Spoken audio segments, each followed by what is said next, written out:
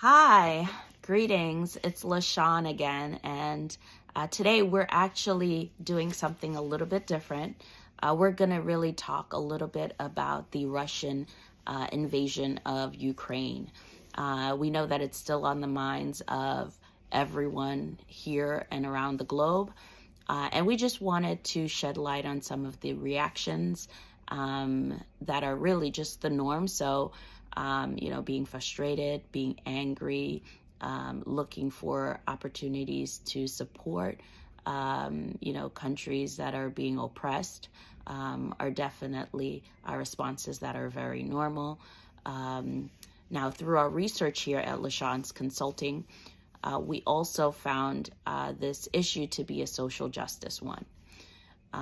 When we look at it from the lens of African Americans, Blacks across the globe, we see that racism is still prevalent.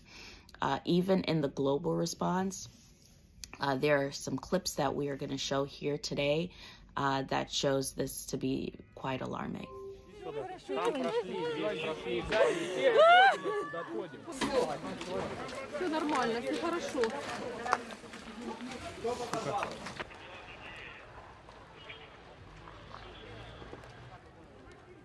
It's about doing the right thing and being fair. Already heard from the Human Rights Agency, the Refugee Agency of the United Nations, that 500,000 people have left. Most of them have been welcomed, as you heard from Susan Ormiston, by people in neighboring countries with open arms, but not for everyone. People of color say they are having a much more difficult journey. There are some very concerning stories emerging at those border checkpoints, and Michael Serapia was here looking into that part of the story. Good morning, Michael. Good morning, Heather. And you're absolutely correct when you talk about neighboring countries of Ukraine rightfully being praised right now for opening their doors to people from Ukraine, displaced women and children mainly. But these same countries are now being asked to explain why that warm welcome is not being felt by all, specifically displaced individuals who are Muslim or, as you said, people of color. Already we have heard stories of Nigerians, Indians, and Lebanese residents of Ukraine also fleeing the assaults, being pushed back from boarding trains to escape Kyiv, also getting stuck at borders. Incredibly concerning for individuals who do get to safety, worried about the additional barriers and the dangers faced by their friends and the people they know. Take a listen. Some of my friends are still there and I'm very worried. I text them to know how they're doing, if they have food or water, because right now the stores are closed. Yeah, so and the attacks are getting worse. Very, very worse. And hopefully they get out of Ukraine safe and no harm comes upon them. And the words being used by national leaders are also leading to both hurt and concern. Heather, take a look at what the Bulgarian Prime Minister said this past week about displaced Ukrainians, saying, quote, "This is not the refugee wave we have been used to. People we were not sure about their identity, people with unclear pasts who could have been even terrorists," he says. And he went on to say, in other words, there is not a single European country now which is afraid of the current wave of refugees. And he actually also goes on to say that the displaced Ukrainians are, quote, intelligent and educated people. Now, in truth, those are words that could also be used to describe refugees from Syria these past years, but have not and were not. Words that could also be used to describe displaced people of color from Ukraine. But instead, we are hearing these stories of additional obstacles as they too try to find some kind of safety, Heather.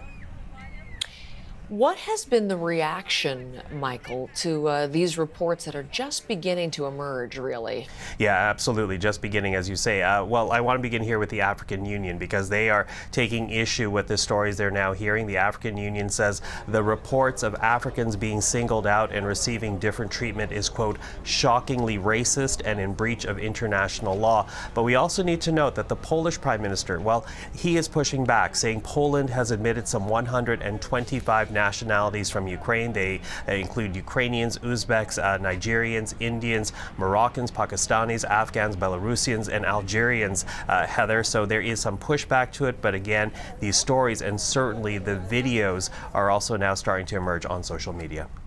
Michael, thank you very much. You're welcome. We stand with our Ukrainian brothers and sisters, as well as those who are continually oppressed and depressed, and we say no more. Вам удачи с Богом, все хорошо. Все хорошо. Это потом уже с вами свяжется, Наташа. Все, если он сейчас жив, здоров, с вами потом свяжется. Прощайся. Ви сюди до нас брати? Так, йому якісь, може, вещи. Зараз я піду це вопрос рішу. Let's stamp out discrimination and support all those affected, regardless of age, race, and or socioeconomic status.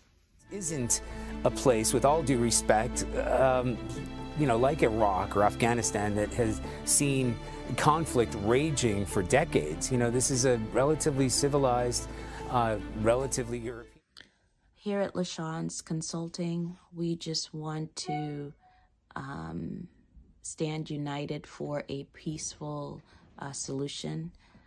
We have so many other social problems in the world, climate change, poverty, our pandemic, that we could be putting our attention to. And, we really should not be putting our attention to a man-made war. So we're, asking for a peaceful solution. We're looking for diplomacy at all levels. Thank you for joining us for this special session on what's happening here and around the world. Thank you for taking time out of your busy schedules to join us for this very important matter.